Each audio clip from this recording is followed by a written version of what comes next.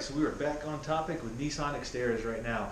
I know it's been a little bit of a wait since the last Nissan Xterra type video that I've put out, but honestly my hobbies follow a pretty predictable type of pattern here. So in the spring and the summertime I like to take the Xterra out off-roading on the beach. Once it hits fall time frame, I like off-roading out in the woods at the URI National Forest.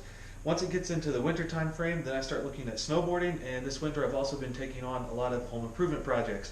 I put a utility sink in my garage, which involved cutting up a bunch of sheetrock and then having to repatch the walls and then having to repaint everything.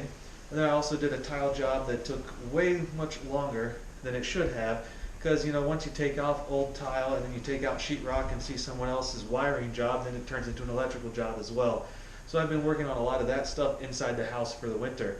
But now it is springtime, so we're starting off the Nissan Xterra videos this season with a look at my cold air intake. I'm actually going to be removing that intake and putting the stock airbox back in. We'll talk a little bit more about why specifically I'm doing that, but I have got some questions on it, so we're going to look specifically at the filter, inspect it, take a look and see if there's any type of dirt intrusion through the filter media. It has been off-road on dusty trails twice, and it's been on gravel roads a number of times as well.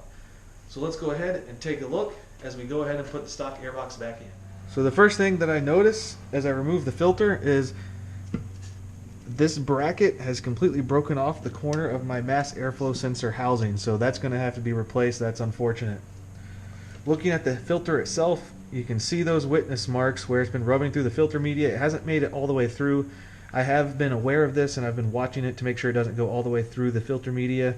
That's why I'm going to go ahead and remove it now. It may not have rubbed with the original filter that was included with this kit, but I didn't necessarily trust it to do the job of actually filtering things, so that's why I ended up switching the filter. I could have added a 45-degree angle tube to try and hold it a little bit more like this, but that's just going to add cost. And so once you add so much cost to a cheap kit, you might as well just go ahead and buy like a $250 kit that was designed specifically for the vehicle. And even then, I feel like it didn't give me any amount of performance over the stock Airbox Mod. Now, of course, if I wanted to spend even more money on it, right, you get a heat shield and you can block it off.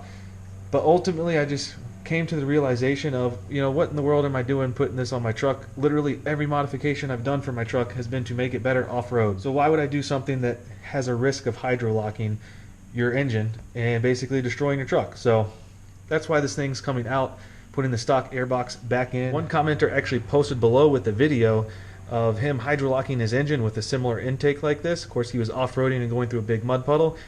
He was also trying to impress a girl, so we see how that turned out. But I think after watching that video, I'll put the link down below or on the screen or whatever, but I think that kind of convinced me to take a second look at this. Granted, most of my off-roading is not in water. It is in dirt and rocky trails.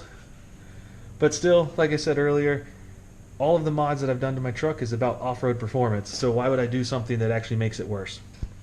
Looking inside the filter itself, there is no amount of dirt and dust on the inside pleats. Everything is clean. You can see there's definitely dirt on the outside, definitely a lot of pollen this time of year.